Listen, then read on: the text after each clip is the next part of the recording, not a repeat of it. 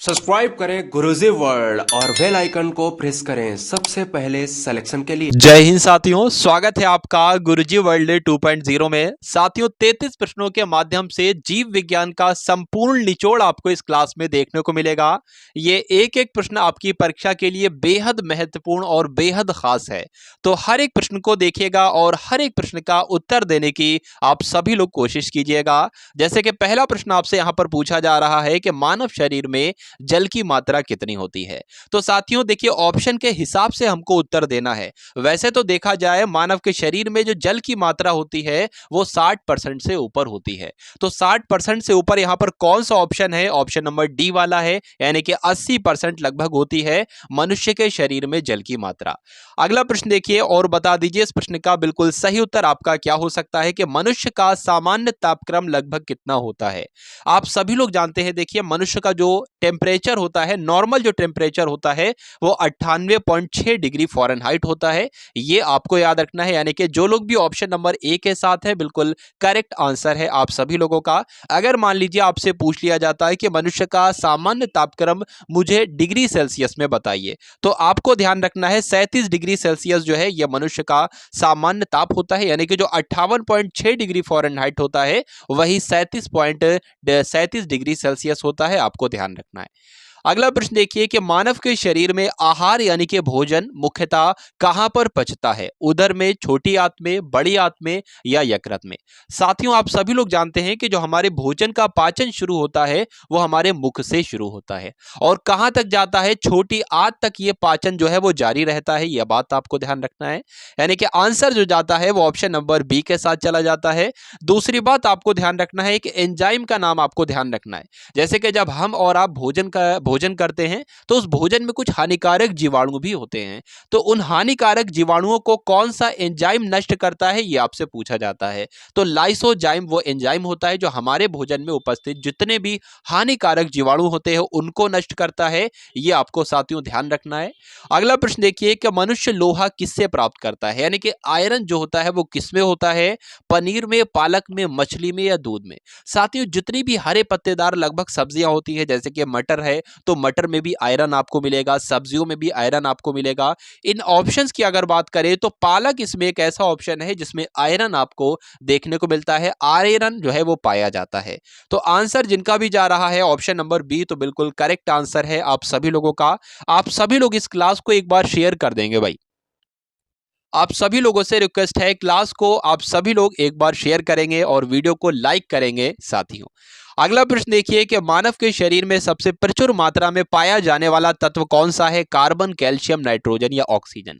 आप सभी लोग साथियों जानते हैं कि ऑक्सीजन जो है वो हमारे शरीर में सबसे प्रचुर मात्रा यानी कि सबसे ज्यादा मात्रा में पाया जाने वाला तत्व है, यानी कि आंसर जो जाता है वो ऑप्शन नंबर डी हो जाता है।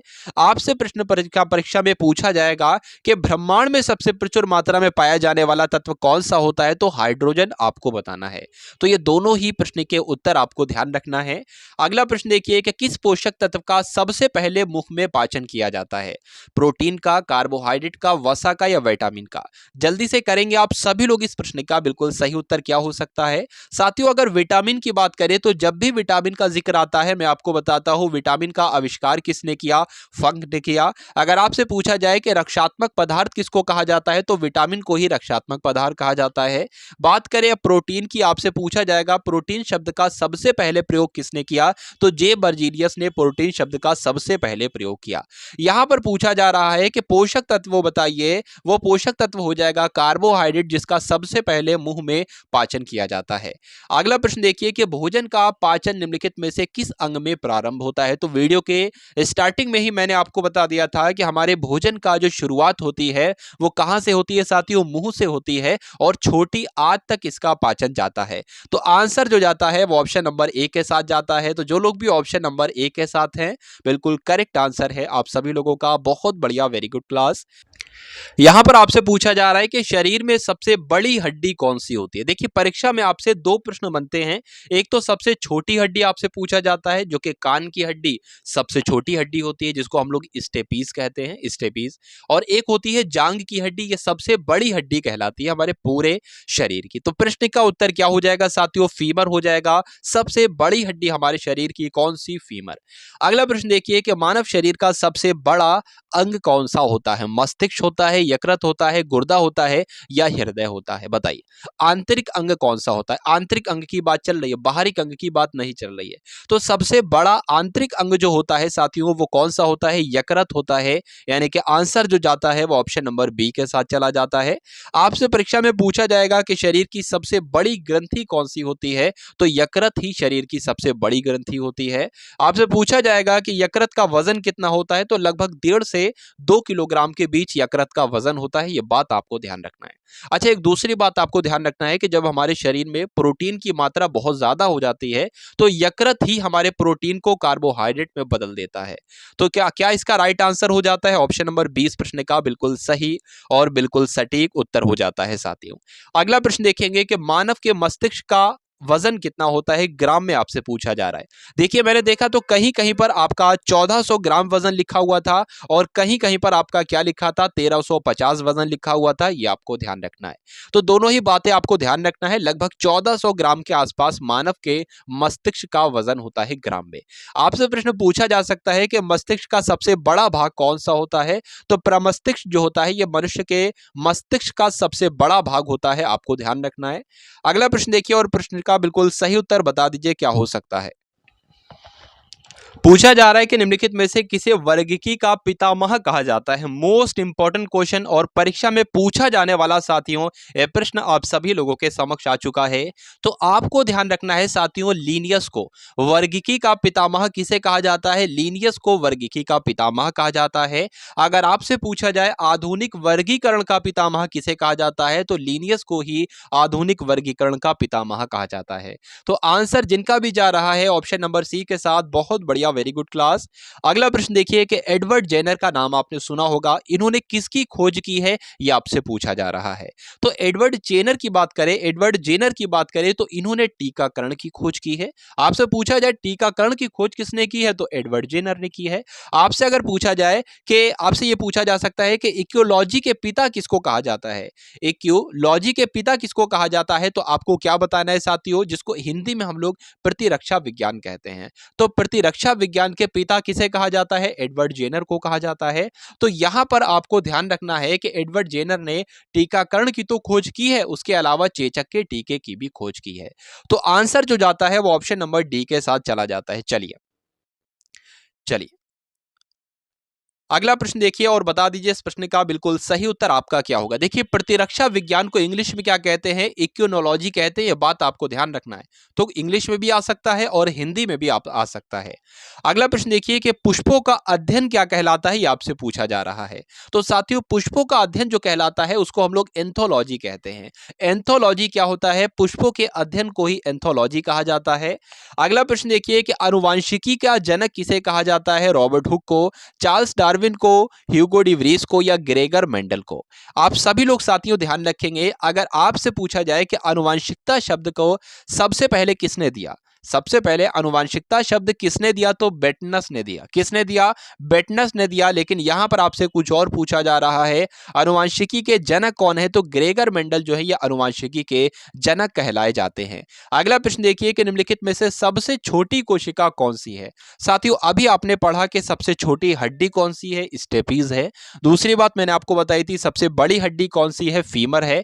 यहां पर पूछा जा रहा है कि सबसे छोटी हड्डी कौन सी है, सॉरी सबसे छोटी कोशिका कौन सी है, तो माइकोप्लाज्मा जो होती है वो सबसे छोटी कोशिका कहलाती है। यह बात आपको ध्यान रखना है। अगर आपसे पूछ लिया जाए सबसे लंबी कोशिका कौन सी है, तो तंत्रिका तंत्र की कोशिका सबसे लंबी कोशिका है। सबसे बड़ी कोशिका अगर आपसे पूछ लिया जाए तो शुतुरमुर्ग के अंडे की जो कोशिका होती है, यानी कि जो शुतुरमुर्ग की कोशिका होती है वो सबसे बड़ी कोशिका होती है। यह बात आपको ध्यान रखना है साथियों। अगला प्रश्न देखिए, माइटोकॉन्ड्रिया की खोज किसने की, यह आपसे पूछा जा रहा है। तो आप सभी लोग जानते हैं साथियों, माइटोकॉन्ड्रिया की खोज जो की है वो अल्टमैन ने की है, यानी कि अल्टमैन ने की है या अल्टमैन ने की है, कहीं कहीं पर अलग अलग लिख दिया जाता है। तो आंसर जिनका भी जा रहा है ऑप्शन नंबर ए तो बिल्कुल करेक्ट आंसर है आपका।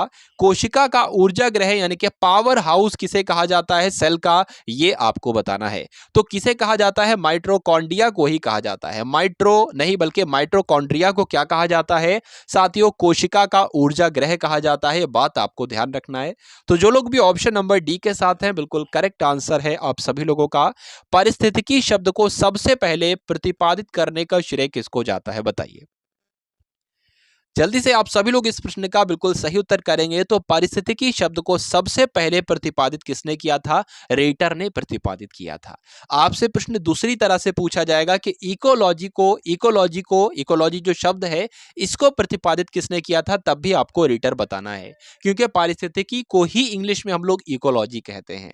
दूसरी बात आपसे पूछी जाएगी, जो पारिस्थितिकी शब्द है या जो इकोलॉजी शब्द है, इस शब्द का सबसे पहले प्रयोग किसने किया था? तो टेंसले ने इसका प्रयोग किया था। यह जानकारी भी आपको अपने मस्तिष्क में याद रखनी है। अगला प्रश्न देखिए, यदि संसार के सभी पौधे मर जाएं तो किसकी कमी के कारण सभी जंतु भी मर जाएंगे? ऑक्सीजन, काष्ठ, ठंडी वायु या भोजन? तो आपको ध्यान रखना है साथियों, अगर पौधे मर जाते हैं तो किसकी कमी से? ऑक्सीजन नहीं होगी, पौधों की कमी से ऑक्सीजन नहीं होगी तो सभी जंतु क्या हो जाएंगे? मर जाएंगे। अगला प्रश्न देखिए, रक्त समूह का आविष्कारक आपको बताना है साथियों, कौन है भाई? तो रक्त समूह, यहां पर रक्त की बात आ गई है। आपसे पूछा जाए सर्वादाता जो है किस ब्लड ग्रुप को कहते हैं? तो ओ ब्लड ग्रुप को सर्वादाता कहते हैं और ए बी ब्लड ग्रुप को सर्वाग्राही कहते हैं। ये दो बातें आपको ध्यान रखनी है। यहां पर आपसे पूछा जा रहा है कि रक्त समूह का आविष्कारक किसे कहा जाता है, तो या ब्लड ग्रुप का आविष्कारक किसे कहा जाता है? तो लैंड स्टीनर को कहा जाता है। तो आंसर भी ए जाना चाहिए और जा रहा है।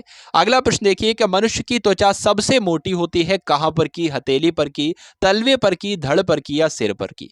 आप कभी भी अपने पूरे शरीर को देखोगे तो आपको सबसे मोटी त्वचा कहां की लगेगी? तलवे पर की लगेगी। यानी कि आंसर जो जाता है ऑप्शन नंबर बी के साथ चला जाता है। भाई बहुत बढ़िया, वेरी गुड क्लास। अगला प्रश्न देखिए कि एक वयस्क मानव के शरीर में हड्डियां कितनी होती हैं? तो आपको ध्यान रखना है कि एक वयस्क मानव के शरीर में कितनी हड्डियां होती हैं? 206 हड्डियां होती हैं, आपको ध्यान रखना है। अगर आपसे पूछ लिया जाए कि नवजात शिशु में कितनी हड्डियां होती हैं, तो नवजात शिशु में तो 600 हड्डियां होती हैं, लेकिन एक वयस्क मानव के शरीर में 206 हड्डियां होती हैं। अगला प्रश्न देखिए कि मानव के शरीर में सबसे बड़ी हड्डी कौन सी होती है? जल्दी से करेंगे आप सभी लोग इस प्रश्न का बिल्कुल सही उत्तर क्या है। तो अभी हम लोगों ने देखा था साथियों, सबसे बड़ी हड्डी कौन सी होती है? सबसे बड़ी हड्डी तो फीमर होती है, लेकिन यहां पर ऑप्शन चेंज कर दिए गए हैं साथियों। तो मैंने आपको साथ ही साथ ये भी बताया था कि सबसे बड़ी हड्डी फीमर यानी कि जांघ की हड्डी होती है। तो आंसर जो जाता है वो ऑप्शन नंबर डी के साथ चला जाता है। अगला प्रश्न देखिए और बताइए इस प्रश्न का बिल्कुल सही उत्तर क्या है कि मानव शरीर में हृदय का कार्य क्या होता है? तो हार्ट का कार्य क्या होता है ये आपसे पूछा जा रहा है। पंपिंग स्टेशन की तरह उसका कार्य होता है, या शरीर को ऊर्जा देना हृदय का कार्य होता है, या तापक्रम को बढ़ाना होता है साथियों? तो देखिए, तापक्रम को बढ़ाना तो नहीं होता है, ऊर्जा देना ये भी उपयुक्त उत्तर नहीं हो सकता, पंपिंग करता है भाई, ठीक है। पंपिंग स्टेशन की तरह ये मानव शरीर में हृदय का कार्य होता है। तो आंसर जाता है ऑप्शन नंबर ए के साथ। जो लोग भी ऑप्शन नंबर ए के साथ हैं बिल्कुल करेक्ट आंसर है आपका। मानव के शरीर का पीएच मान आपसे पूछा जा रहा है साथियों। आपको ध्यान रखना है, अगर आपसे पूछा जाए जल का पीएच मान कितना होता है तो 7 होता है, और दूध का पीएच मान कितना होता है तो 6.4 होता है, जबकि मानव के रुधिर का पीएच मान कितना होता है तो 7.4 होता है। तो जो लोग भी यहाँ पर ऑप्शन नंबर डी के साथ हैं बिल्कुल करेक्ट आंसर है आप सभी लोगों का भाई, बहुत बढ़िया, वेरी गुड क्लास। अगला प्रश्न देखिए कि निम्नलिखित विटामिन में से किसमें कोबाल्ट होता है? विटामिन के में, विटामिन बी 12 में, विटामिन बी 6 में या विटामिन बी 2 में? तो आप सभी लोग साथियों जानते हैं कि कोबाल्ट जो होता है वो विटामिन बी 12 में होता है, यानी कि विटामिन बी 12 में होता है। तो जो लोग भी ऑप्शन नंबर बी के साथ हैं बिल्कुल करेक्ट आंसर है आपका। विटामिन ए प्रचुर मात्रा में किस में होता है? सेब में होता है, सेब लिखा हुआ है यहाँ पर। चावल में होता है, गाजर में होता है या नींबू में होता है? तो आपको ध्यान रखना है, गाजर में प्रचुर मात्रा में पाया जाता है विटामिन ए। तो अगर विटामिन ए की कमी है तो गाजर खाना आप सभी लोग शुरू कर दीजिएगा। अगला प्रश्न देखिए कि जो दिल का दौरा पड़ता है वो किस वजह से पड़ता है, ये आपसे पूछा जा रहा है। तो दिल का दौरा क्यों पड़ता है, जल्दी से करेंगे आप सभी लोग इसका राइट आंसर। तो हृदय पर जीवाणुओं का हमला होता है इसलिए पड़ता है, हृदय गति रुक जाती है, या हृदय में रक्त आपूर्ति की कमी होती है, या अज्ञात कारण से हृदय में बाधा आ जाती है। तो साथियों, जब हमारे, ठीक है, हृदय में रक्त की आपूर्ति की कमी हो जाती है, ब्लड नहीं पहुंच पाता है, तो कैसा लगने लगता है? दिल का दौरा यानी कि हार्ट अटैक जैसी स्थिति आ जाती है। तो इस प्रकार आपका आंसर जो है वो ऑप्शन नंबर बी लिखा हुआ है या सी लिखा हुआ है। तो कुल मिला के हृदय में रक्त की आपूर्ति की कमी से हो जाता है। अगला प्रश्न देखिए, बताइए इसका राइट आंसर कि आयोडीन की कमी के कारण क्या हो जाता है, बताइए। तो आप सभी लोग साथियों जानते हैं कि आयोडीन की जब हमारे शरीर में कमी हो जाती है तो किसको बंदे को क्या हो जाता है, घेंगा रोग हो जाता है। घेंगा रोग हो जाता है यानी कि आंसर जो जाता है वो ऑप्शन नंबर बी के साथ चला जाता है।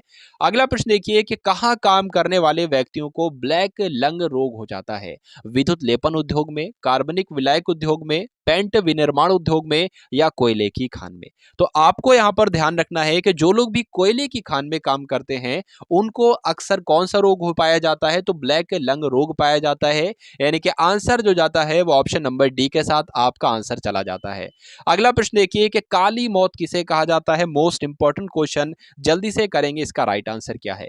तो ब्लैक डेथ किसे कहते हैं, काली मौत किसे कहा जाता है, किस रोग को कहा जाता है? तो प्लेग एक ऐसा रोग है जिसको क्या कहा जाता है, काली मौत कहा जाता है, अर्थात ब्लैक डेथ कहा जाता है। अगला प्रश्न देखिए कि यहां पर आपसे पूछा जा रहा है कि डेंगू यानी कि बुखार के कारण मानव शरीर में निम्नलिखित में से किसकी कमी हो जाती है? प्लेटलेट्स की, हीमोग्लोबिन की, शर्करा की या जल की? बताइए। तो सबसे ज्यादा अगर बात करें, सबसे ज्यादा किस चीज की कमी होती है, तो प्लेटलेट्स की कमी हो जाती है। आप देखो कि जिसको भी डेंगू बुखार हो जाता है 10 से 15 दिन के लिए जब उसकी रिपोर्ट आती है टेस्ट की, तो उसमें प्लेटलेट्स की बहुत ही ज्यादा कमी पाई जाती है साथियों। तो इस प्रकार जो लोग भी ऑप्शन नंबर ए के साथ है, बिल्कुल करेक्ट आंसर है आप सभी लोगों का। अगला प्रश्न देखिए, और ये अंतिम प्रश्न है आज की क्लास का। 33 प्रश्नों में पूरी संपूर्ण यानी कि जीव विज्ञान का जो सबसे 33 महत्वपूर्ण प्रश्न बनते हैं वो मैंने आपको लाकर इस वीडियो के माध्यम से दे दिए। यहां पर आपसे पूछा जा रहा है कि निम्न में से कौन सा विटामिन पानी में घुलनशील होता है? देखिए, आपसे अगर पूछ लिया जाए पानी में घुलनशील विटामिन कौन कौन से हैं, तो बी विटामिन, विटामिन बी और विटामिन सी ये पानी में घुलनशील विटामिन है। और अगर आपसे पूछ लिया जाए वसा में घुलनशील विटामिन कौन से हैं, तो कौन कौन से बताओगे? के, ई और डी, ए। यानी कि 4 विटामिन जो है ये कार्बनिक घोलकों में घुलनशील विटामिन है या कह सकते हैं वसा में घुलनशील विटामिन है। और पानी में घुलनशील विटामिन कौन कौन से, जल में घुलनशील विटामिन कौन कौन से? बी है और सी है। तो यहाँ पर सी तो नहीं है, बी है, तो बी इस प्रश्न का बिल्कुल करेक्ट आंसर हो जाता है साथियों। तो ये आप सभी लोगों को क्लास कैसी लगी, आप सभी लोग एक बार कमेंट सेक्शन में जरूर बताएंगे। वीडियो को लाइक करेंगे और वीडियो को शेयर भी जरूर करेंगे साथियों। तो मिलते हैं हम सभी लोग आने वाली वीडियो में। जय हिंद साथियों। सब्सक्राइब करें गुरुजी वर्ल्ड और बेल आइकन को प्रेस करें सबसे पहले सिलेक्शन के लिए।